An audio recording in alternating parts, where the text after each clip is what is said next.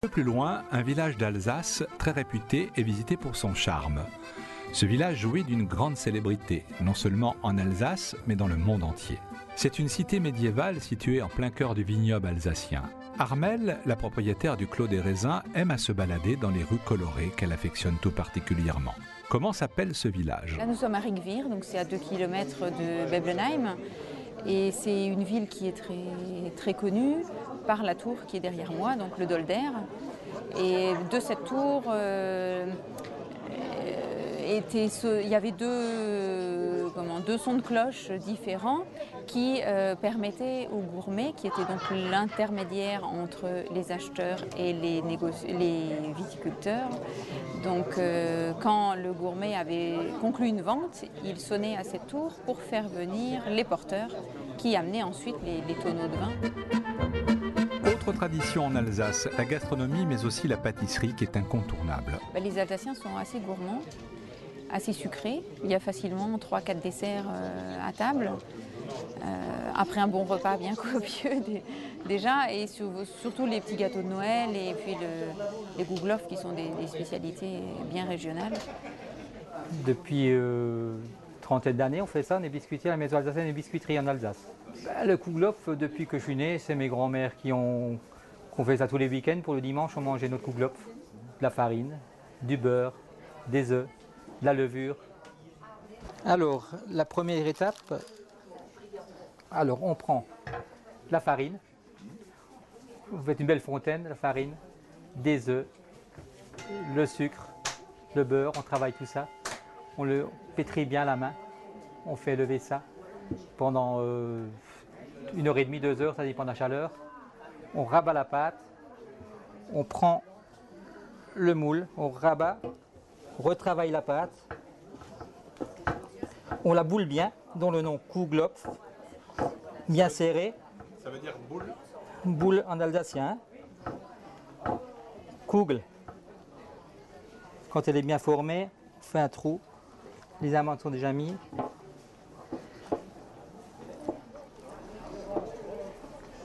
Voilà. Voilà. Donc là, il est prêt à mettre au four. Là, il est prêt à mettre au four.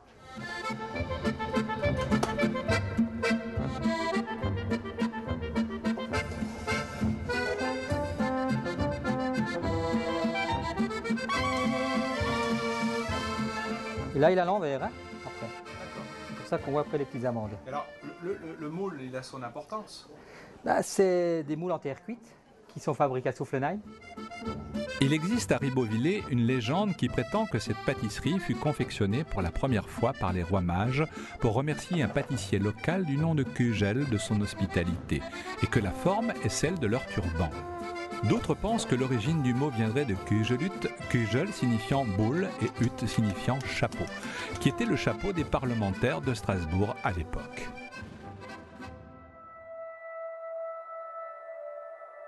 La cigogne blanche est l'oiseau symbole de l'Alsace depuis des décennies. Si vous demandez à un Alsacien s'il s'y connaît en cigogne, il vous répondra évidemment, puisque je suis alsacien, et qu'on a appris qu'il y a des cigognes en Alsace. Un jour, elles avaient presque toutes disparu. Oui, alors il y a une trentaine d'années, il y a un parc qui a été créé à Unavir, puisqu'à cette époque-là, il n'y avait plus beaucoup de couples de cigognes, il devait en rester 2 ou 3. Et pour les réintroduire, ils ont donc créé ce parc. Et en fait, ils sont aperçus qu'en mettant les cigognes bloquées sous des volières, quand elles ne partaient pas migrer, au bout de 3 hivers, elles perdaient l'instinct migratoire. Donc elles restent ensuite... Elles restent ici en Alsace et elles peuvent vivre très bien tout l'hiver sans aller dans les pays chauds. Actuellement, dans le parc, il doit y avoir 56 couples, entre 56 et 55 couples. Et par contre, dans toute l'Alsace, vous avez actuellement 400 couples. Passionné, mon père, d'animaux, au départ la cigogne, après sur la loutre, parce qu'il a voulu réintroduire la loutre en Alsace. Et aujourd'hui, il m'a retransmis une petite partie, puisque j'essaye de participer sur des renforcements de grands hamsters, aussi un animal qui fait partie intégrante de la région. Elle apporte le printemps, puisqu'elle revient en février. On dit qu'elle porte bonheur aussi, quand on a la chance de l'avoir sur son toit. Également, une petite fable, ou du moins qui sert bien un peu à tout le monde, c'est elle qui apporte les bébés. C'est aussi simple hein, comme histoire pour raconter que ton petit frère il est arrivé quand j'ai posé un petit sucre sur le bord de la fenêtre. C'est la cigogne d'à côté qui est venue, qui l'a récupéré et qui en échange a mis un petit frère. Donc là elles sont 3. Ah. Quel est le couple? A priori les 2 l'un à côté de l'autre. Donc là elle va écarter un peu les ailes. Et c'est leur moyen de se reconnaître. Là, elles disent oui, bonjour, t'es bien. Elles entendent, hein, c'est pas tout à fait, nous on pourrait pas voir la différence. Hein, mais il y a forcément une posture et surtout un son un tout petit peu différent pour chaque oiseau. Donc, je suis rentré avec l'hôtelière de Strasbourg et ça a toujours été une passion de faire la cuisine, mais avant tout pour mes amis et pour la famille. Voilà. Donc c'est pour ça que j'ai un peu changé mon orientation professionnelle et ensuite je suis plutôt passé dans le bar et puis jusqu'à aujourd'hui dans les chambres d'hôtes. Donc ce soir, nous allons préparer donc, le moelleux façon forêt noire. Donc c'est un petit Schwarzwälder, comme on dit en allemand hein, ou en alsacien. Donc c'est un gâteau donc, qui est fait à base de génoise et du chocolat donc, frais hein, à l'intérieur, que j'ai donc fait par avance, puisqu'il doit être fait la veille toujours. Donc je vais le couper, ceci, je peux faire donc 2 forêts noires. Donc je vais le couper en 2 déjà. Je vais garnir avec ma spatule un petit peu de fond sur mon gâteau. Là, donc on va mettre un petit peu dessus. Voilà, pour bien garnir. Voilà. Là, on va le retourner, en mettre un peu au-dessus. Voilà, façon forêt noire au milieu de mon assiette. Petite chantilly qui est faite donc maison, dans une poche à douille. Donc je vais faire des petits décoration tout doucement. Voilà pour la présentation. La maison Fischer est sans doute la meilleure entreprise de la région où l'affinage se fait selon le cahier des charges en 21 jours minimum pour le master. La période de dégustation optimale du master s'étale de mai à octobre après un affinage de 8 à 10 semaines. Mais il est aussi excellent d'avril à décembre. La maison Fischer existe depuis quelle année à Beblenheim? Elle existe depuis 1926. Elle s'est transmise de génération en génération. Et on est spécialisé dans l'affinage de fromage de Münster.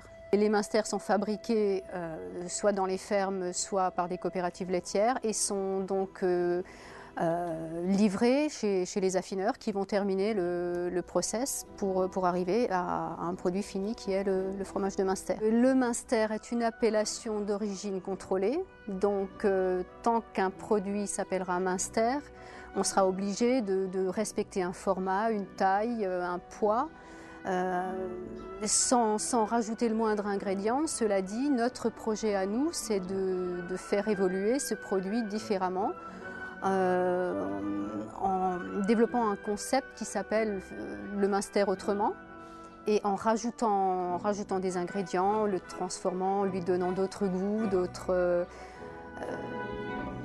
faire connaître différemment. Nous sommes vraiment présents dans le monde entier avec nos produits, que ce soit le Münster ou des produits transformés, aromatisés, et nous sommes vraiment présents sur l'ensemble de la planète pratiquement. Une visite des chambres du Clos des Raisins s'impose. Voilà, donc ici nous nous trouvons dans la chambre Pinot.